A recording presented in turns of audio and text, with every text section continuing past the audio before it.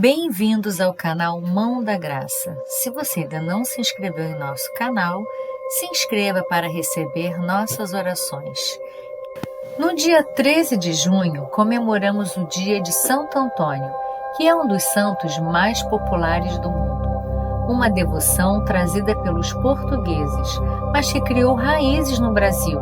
Em nosso país, há pelo menos 105 cidades que têm Santo Antônio como padroeiro e consideram este dia como feriado. O santo também faz parte dos tradicionais festejos juninos, por ser um dos 3 santos comemorados pela Igreja Católica no mês de junho, juntamente com São Pedro e São João.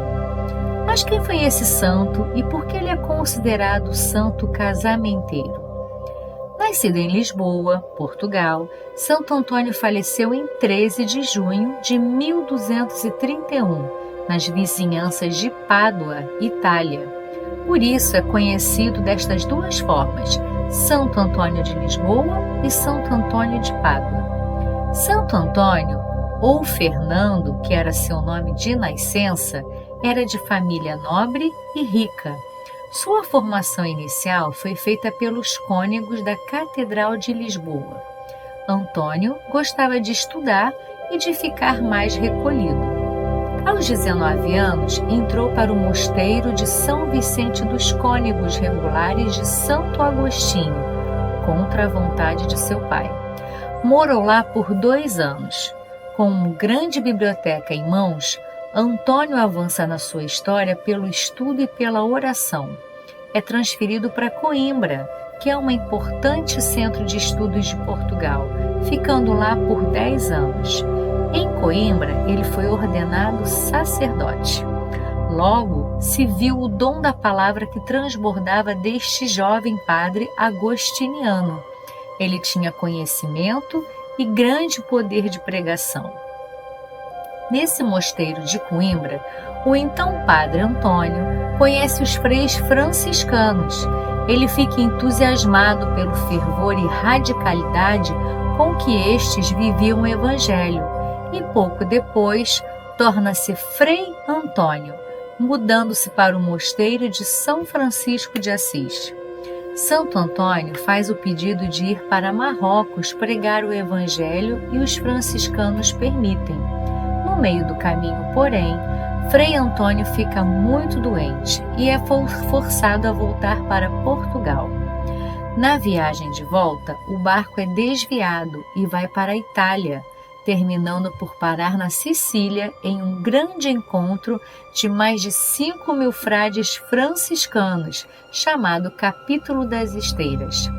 Lá, Antônio conhece pessoalmente São Francisco de Assis. A mão de Deus o tinha guiado por caminhos diferentes. Em um determinado momento, Frei Antônio é enviado a Roma para tratar de assuntos da ordem com o Papa Gregório IX, que fica impressionado com sua inteligência e eloquência e o chama de Arca do Testamento. Santo Antônio tinha uma força irresistível com as palavras, e São Francisco mandou estudar teologia para ensinar seus alunos a pregar ainda melhor. Juntavam-se às vezes mais de 30.000 pessoas para ouvir o Frei Antônio pregar, e muitos milagres aconteciam. Protetor das coisas perdidas, protetor dos casamentos, protetor dos pobres, é o santo dos milagres. Fez muitos milagres ainda em vida. Durante suas pregações nas praças e igrejas, muitos cegos, surdos, coxos e muitos doentes ficavam curados.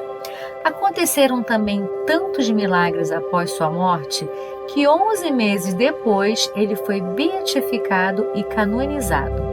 Quando seu corpo foi exumado, sua língua estava intacta.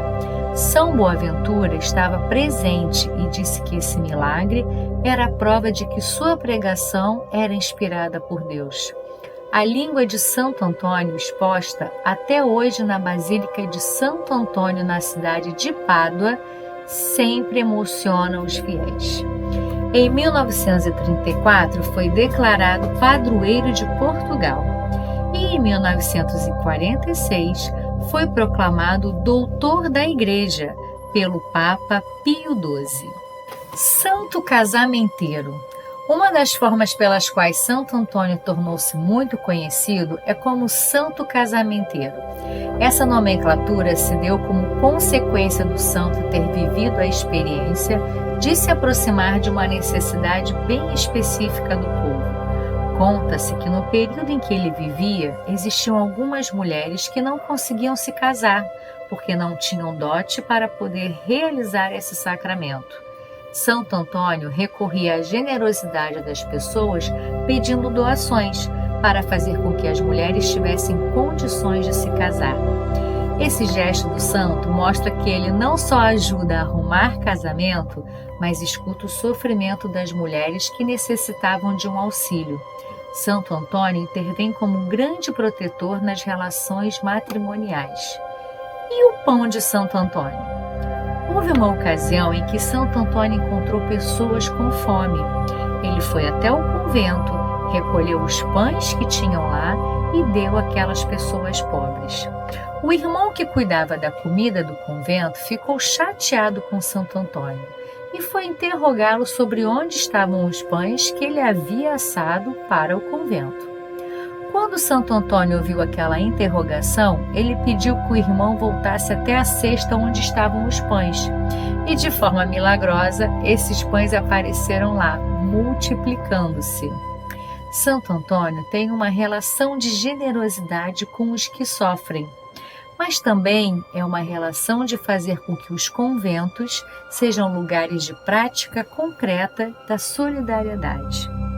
Outro símbolo muito forte de Santo Antônio é o lírio, uma flor utilizada na Igreja Católica como sinal de pureza. Diversos santos têm o lírio, por exemplo, São José, esposo de Maria. É um símbolo de pureza e também de castidade. Santo Antônio, um homem entregue a Deus, nunca se casou e tinha um coração em festa e puro. Disse também que em uma ocasião, enquanto ele rezava, apareceu-lhe o menino Jesus e o santo segurou em seus braços. Por esta razão, até hoje, a imagem de Santo Antônio é representada sustentando o menino Deus. Santo Antônio é patrono das mulheres estéreis, dos pobres, dos viajantes, dos pedreiros, dos padeiros, entre outros. Vamos agora rezar uma oração a Santo Antônio, pedindo sua intercessão para alcançar a graça que você necessita? Rezem comigo. Ó Santo Antônio, o mais gentil dos santos, eu te peço que intercedas por mim junto a nosso Senhor Jesus Cristo, a fim de que Ele me conceda a graça que desejo. Pense agora na graça que você quer pedir à intercessão de Santo Antônio. Eu te peço, amado Santo Antônio, pela firme confiança que tenho em Deus, a quem servistes fielmente. Ó gentil e amoroso Santo Antônio, cujo coração estava sempre cheio de simpatia humana, sussurra minha súplica aos ouvidos do menino Jesus, que adorava estar em teus braços. A gratidão do meu coração será sempre tua. Amém. Se você gostou do nosso conteúdo, compartilhe com alguém que também vai achar interessante. E até a próxima!